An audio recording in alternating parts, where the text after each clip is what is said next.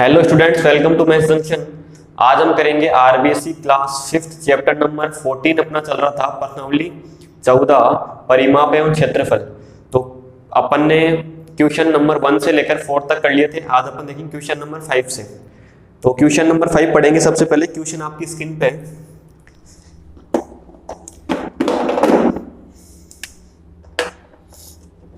Question देखिए, एक आयताकार मैदान की लंबाई 25 मीटर और चौड़ाई 30 मीटर है। इस मैदान का क्षेत्रफल ज्ञात कीजिए। मैदान है और कैसा है? आयताकार। ठीक है, एक आयताकार मैदान है आपके पास में,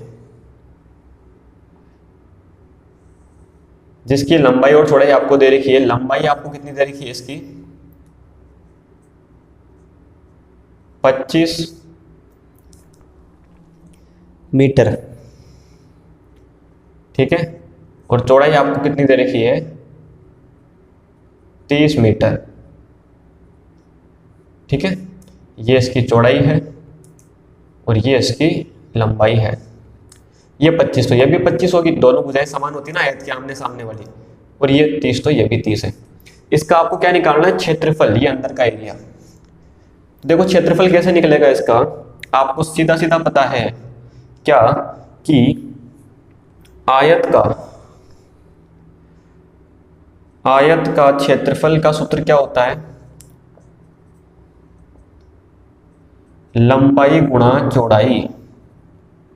ठीक है, लंबाई आपको कितनी दिख रही है? 25। चौड़ाई कितनी दिख रही है? 30। गुणा कर लो, 0 वैसे ही बाहर आ गया। 3 गुणा 25 करेंगे तो 75 मीटर है तो वर्ग मीटर या मीटर स्क्वायर लिख सकते हो आप। ठीक है, सेमी है तो वर्ग सेमी। ठीक है, क्षेत्रफल हमेशा किस में आता है? वर्ग सेमी या वर्ग मीटर में। ठीक है, अगला देखो क्वेश्चन नंबर 6 पढ़ेंगे हम। एक आयताकार टॉवेल की लंबाई 125 सेमी और चौड़ाई 60 सेमी है, तो इस टॉवेल का परिमाप कितना होगा? आपसे परिमाप पूछा गया एक आयताकार टॉवेल का। तो देखो, मान लीजिए ये आपके पास एक आयताकार टॉवेल था जिसकी लंबाई 125 और चौड़ाई 60 है। इसका आपको परिमाप निकालना है। ठीक है, सेमी में है, परिमाप निकालिए। आपको पता है कि आयत का परिमाप कितना होता है? आयताकार है ना खेत भी, और ये टॉवेल भी आयताकार है। तो आप या तो बिल्कुल आयत का क्षेत्रफल लिख लो या आप ऐसे पूरा लिख दो। जो भी चीज है कि आयताकार मैदान का क्षेत्रफल है, तो आयत ही ना, यहां पर लिख दो आयताकार टॉवेल का परिमाप। ठीक है, आमने सामने के बराबर होती है। 60 तो ये भी 60, ये 125 तो ये भी 125। आयताकार टॉवेल का परिमाप। तो देखिए, परिमाप का सूत्र क्या होता है? 2 गुणा लंबाई प्लस चौड़ाई होता है। तो 2 का 2, लंबाई कितनी है? 125, चौड़ाई कितनी है? 60। तो 2 गुणा कितना हो जाएगा? ये 185। गुणा जब करोगे तो 370 सेमी। परिमाप तो देखो सेमी में है तो सेमी, मीटर है तो मीटर में आएगा। एरिया जो होता है ना क्षेत्रफल, वो वर्ग सेमी या वर्ग मीटर में आएगा। ठीक है, तो आयताकार टॉवेल का परिमाप कितना आ गया? 370 सेमी। तो ये क्वेश्चन नंबर 6 भी आपका कंप्लीट होता है। अब देखेंगे क्वेश्चन नंबर 7। क्वेश्चन नंबर 7 पढ़ेंगे। एक वर्गाकार खेत के चारों ओर कंटीले तारों का एक घेरा लगाने में 260 मीटर लंबे तार की आवश्यकता होती है, तो खेत की भुजा ज्ञात कीजिए। देखो, एक वर्गाकार खेत है, एक खेत है आपके पास में वर्गाकार। ठीक है, वर्ग क्या होती है? चारों भुजाएं समान होगी, वर्गाकार खेत है तो। इसके अंदर आपको इसके चारों तरफ आपको एक तार बंदी करनी है। ठीक है, तो इसका लंबाई कितने लंबाई का तार आएगा? 260 मीटर लंबा तार। तो कहने का मतलब, ठीक है, इसका परिमाप ही तो हो गया 360।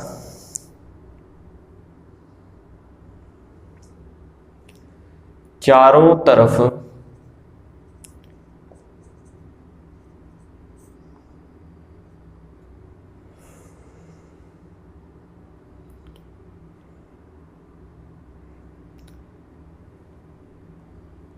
लगाने वाले या लगे तार की लंबाई कितनी है? 260 मीटर। ठीक है, तो आपको पता है चारों भुजाएं क्या होती है? समान। तो ये आपको ये भुजाएं तो निकालनी है, कितने की है? भुजा भुजा भुजा भुजा होगी ना चारों। तो देखिए, आपको पता है चारों भुजाओं की लंबाई कितनी आ गई? एक तरीके से 260। तो परिमाप भी तो 260 आ गया। ये परिमाप कितना आ गया? 260। तो आपको पता है परिमाप का फॉर्मूला क्या होता है इसका? 4 गुणा भुजा होता है ना। तो यहां से 4 उधर पक्षांतर कर देंगे, ट्रांसफर करेंगे, तो गुणा में है तो कहां चल जाएगा? भाग में। ठीक है, तो 4 से इसको काटिए, पहले 6 बार फिर 5 बार, तो 65 मीटर। खेत, वर्गाकार खेत की जो क्या बोलते हैं उसको, भुजा कितनी आ गई? 65 मीटर आ गई। ठीक है, अगला देखेंगे क्वेश्चन नंबर 8। एक कमरे की फर्श की लंबाई 8 मीटर और चौड़ाई 7 मीटर है। इस कमरे में ऐसी दरी बिछी है जो फर्श को पूरा ढक लेती है, तो इस दरी का क्षेत्रफल ज्ञात कीजिए। देखिए, एक आपके पास में आयताकार कमरा है, तो उस आयताकार कमरे का यह फर्श है। इस फर्श की लंबाई 8 मीटर, ठीक है, और चौड़ाई 7 मीटर है। तो बताइए इसका ये भाई जो दरी बिछेगी वो इस फर्श पे तो बिछेगी, पूरा फर्श ढक रही है, तो दरी का क्षेत्रफल क्या होगा? जो फर्श का क्षेत्रफल होगा। ठीक है, तो क्या लिखेंगे अपन? दरी का क्षेत्रफल लिखो या आयताकार फर्श का क्षेत्रफल लिखो, बात तो एक ही है। क्या होगा? लंबाई गुणा चौड़ाई। आयताकार है ना फर्श, इसलिए तो 8 गुणा 7 56 मीटर। ठीक है, मीटर वर्ग मीटर। ठीक है, क्षेत्रफल है ना इसलिए। आगे देखेंगे 7 और 8 आपका कंप्लीट। क्वेश्चन नंबर 9 देखेंगे अब। एक वर्गाकार चौकी का परिमाप ज्ञात करो जिसकी भुजा 60 सेंटीमीटर की है। एक वर्गाकार चौकी है आपके पास में, ठीक है, ये मान लिया वर्गाकार चौकी है एक। इस वर्गाकार चौकी की भुजा 60 सेमी की है। कितने की? 60 सेंटीमीटर लिखो, सेमी लिखो, एक ही बात है, तो बाकी बचेगी भी 60 क्योंकि वर्गाकार है ना। तो वर्गाकार चौकी का परिमाप क्या होगा?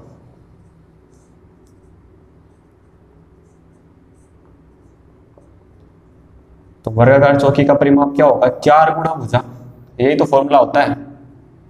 भुजा कितनी है? 60, 240। ठीक है, 240 सेमी या सेंटीमीटर, ये आपका आंसर आ जाएगा। अब देखेंगे क्वेश्चन नंबर 10, लास्ट क्वेश्चन है।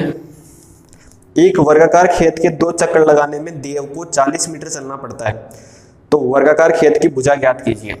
देखो, एक वर्गाकार खेत है, इसके एक चक्कर लगाने का मतलब क्या हुआ? एक चक्कर लगाने का मतलब इसका परिमाप है। इसके एक चक्कर लगाएंगे वही तो इसका परिमाप है। अगर परिमाप पता हो तो भुजा आराम से निकाल सकते हैं। आपको एक चक्कर की नहीं पता दूरी, लेकिन 2 चक्कर की दूरी पता है। तो 2 चक्कर की दूरी अगर 40 है तो एक चक्कर की कितनी होगी? 20। तो परिमाप आ जाएगा। एक चक्कर की दूरी तो क्या होती है? परिमाप होती है। वहां से आप भुजा निकाल लेंगे। ठीक है, आप लिखेंगे चूंकि 2 चक्कर की दूरी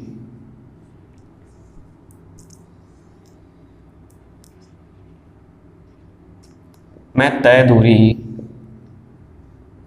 कितनी? 40 मीटर, इसलिए एक चक्कर में तय दूरी कितनी होगी? 40/2 कहने का मतलब 20 मीटर। और यही तो आपका परिमाप है, एक चक्कर की दूरी तो परिमाप होती है। ठीक है, तो आप लिखेंगे अतः वर्गाकार खेत का परिमाप कितना हो जाएगा, 20 मीटर। ठीक है, आपको पता है वर्गाकार खेत का परिमाप बोलो या वर्ग का परिमाप बोलो कितना होता है, 4 गुना भुजा। तो भुजा कैसे निकलेगी, 4 कहां जाएगा, नीचे। तो कहने का मतलब कितनी आ गई, 5 मीटर की। तो भुजा कितने की है, 5 मीटर की। ठीक है, इसी के साथ आपका क्वेश्चन नंबर जो 10 है ये कंप्लीट होता है और आपकी जो प्रश्नावली 14 है ये भी कंप्लीट होती है।